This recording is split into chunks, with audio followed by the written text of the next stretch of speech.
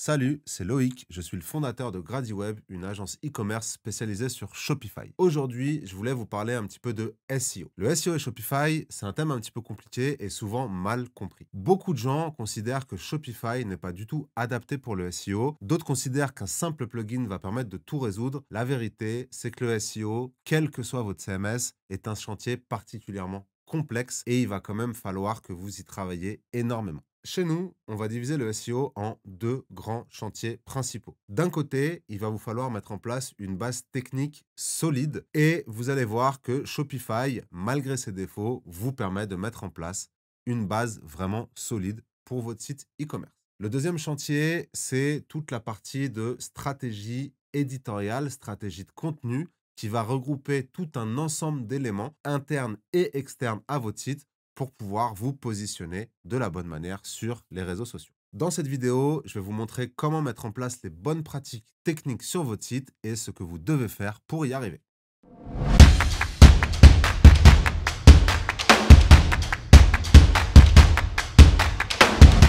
Comme je vous le disais en introduction, il n'existe pas d'applications qui vont vous permettre d'optimiser votre SEO de manière magique. Il existe effectivement des applications qui vont vous permettre d'aller optimiser ou de mettre en place, par exemple, vos méta-balises, vos méta-textes, vos méta-descriptions sur votre site.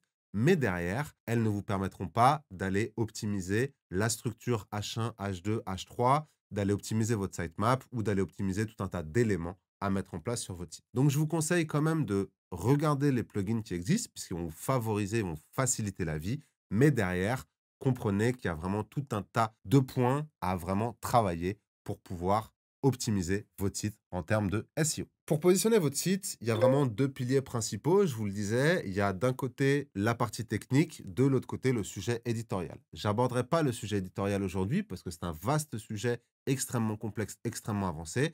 Et je vous conseille pour ce faire de plutôt vous rapprocher d'une agence SEO spécialisée sur l'e-commerce. On a des partenaires qui peuvent vous aider là-dessus, donc n'hésitez pas à nous demander. Moi, ce sur quoi je vais me concentrer aujourd'hui, c'est le côté technique. Côté technique, Shopify offre plus de possibilités qu'on imagine. Je vais vous donner ici la liste des optimisations concrètes qu'on met en place sur les projets qu'on accompagne lors d'une refonte ou d'une migration. Le premier élément, c'est d'avoir une structure HTML extrêmement claire et hiérarchisée. Il est indispensable d'avoir la présence de ce qu'on appelle des balises HN. H1, H2, H3. Pour ça, il y a quand même des règles assez définies en termes de SEO. Le fait de n'avoir qu'une seule balise H1 par page et qu'elle contienne les mots-clés importants sur lesquels vous souhaitez que cette page se positionne et le fait d'avoir une structure logique pour vos HN, d'avoir des H2 et des H3 qui se suivent, donc un H3 à l'intérieur d'un H2 et ainsi de suite. Le deuxième point essentiel, c'est d'avoir des balises titres et métadescription implémentées pour chacune de vos pages. Sur Shopify, depuis la version 2.0 des thèmes, vous avez la possibilité directement de le mettre en place sans faire appel à un plugin. Pour ça, je vous suggère quand même de vraiment bien travailler des descriptions, des métadescriptions, des métatitres optimisés. Vous pouvez à nouveau vous faire accompagner par une agence, mais remplissez bien l'intégralité de ces métachamps sur vos sites Shopify afin qu'ils puissent mieux performer sur les moteurs de recherche. Un autre élément indispensable, c'est la structure de vos URL. Il est vraiment important d'avoir une structure d'URL cohérente, même si on sait que Shopify ne vous permet pas de la personnaliser exactement comme vous pourrez le faire sur WordPress ou sur PrestaShop par exemple.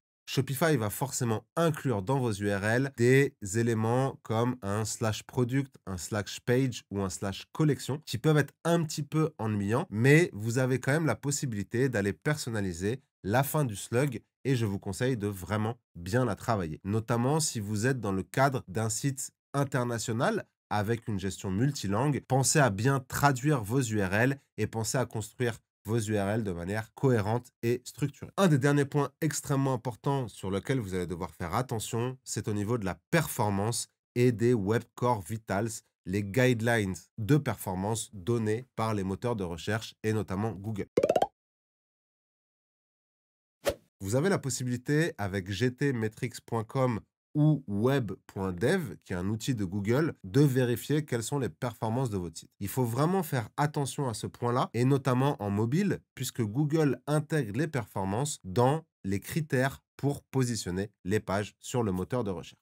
Au niveau des performances, les points extrêmement importants sont optimiser vos scripts, ne pas avoir de scripts inutiles, minifier la taille de vos archives, la taille de vos scripts pour qu'ils soient le moins lourds à envoyer, organiser votre code et votre structure HTML pour ne charger au début que les éléments apparaissant à l'écran et non pas les éléments qui se chargeront par exemple dans vos footers ou en fin de page, mettre en place un lazy load et intégrer un bon format d'image, un format d'image WebP qui sera beaucoup plus performant et léger que des formats PNG ou JPEG.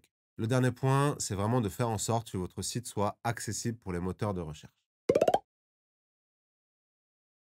Aujourd'hui, les robots de Google ont la capacité de venir lire des fichiers JavaScript, ce qui n'était pas le cas autrefois. Il en reste pas moins qu'on vous conseille quand même d'essayer de ne pas surcharger votre site avec du JavaScript. Ça aurait deux conséquences négatives. La première, de baisser les performances de votre site, ce qui a un impact négatif pour votre SEO.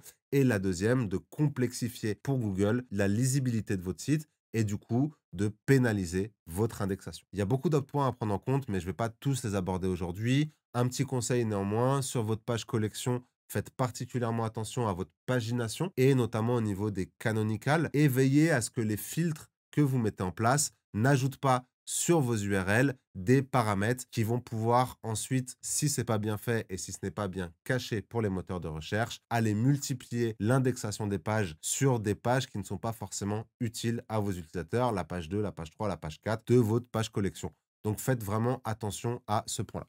Une fois que votre base technique est propre, vous allez pouvoir passer à votre stratégie éditoriale. Au niveau de votre stratégie éditoriale, je vous reconseille à nouveau vraiment de vous rapprocher d'agences expertes dans ce domaine-là. Mais ce qu'il faut savoir, c'est que vous allez devoir, dans les grandes lignes, faire un audit sémantique, rechercher les bons mots-clés et avoir un mot-clé par page pour pouvoir se positionner et positionner chaque page sur une requête, un mot-clé en particulier. Avoir une vraie stratégie éditoriale pour pouvoir comprendre quels sont les mots-clés sur lesquels vous allez pouvoir vous positionner, mais au-delà de ça, quels sont les sujets d'intérêt dans vos domaines qui vont aller intéresser vos prospects, vos utilisateurs, pour pouvoir aller facilement, en fonction des mots-clés sur lesquels vous positionnez, trouver des requêtes qui vont permettre de toucher un public beaucoup plus large.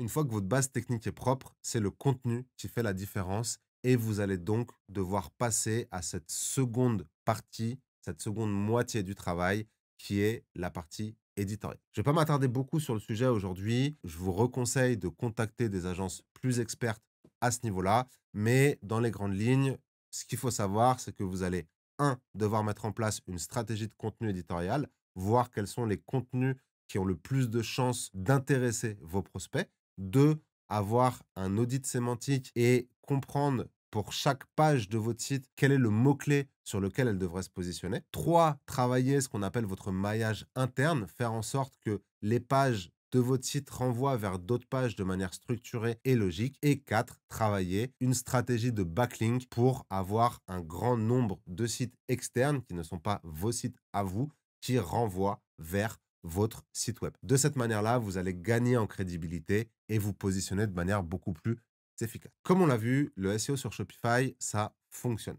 Il en reste pas moins que vous allez quand même avoir tout un tas d'éléments, autant techniques que éditoriales, à mettre en place et à penser. On accompagne nos clients depuis un certain nombre d'années dans l'optimisation technique de leur site d'un point de vue SEO et on travaille avec des partenaires avec lesquels on a l'habitude d'évoluer pour pouvoir mettre en place des stratégies éditoriales performantes. Si le sujet vous intéresse, je prépare avec une agence partenaire un certain nombre de vidéos pour aller plus loin sur le SEO spécifiquement à Shopify. N'hésitez pas à me suivre sur les réseaux sociaux ou à vous inscrire à notre newsletter pour en savoir plus. Je vous remercie de m'avoir écouté aujourd'hui et je vous dis à très bientôt.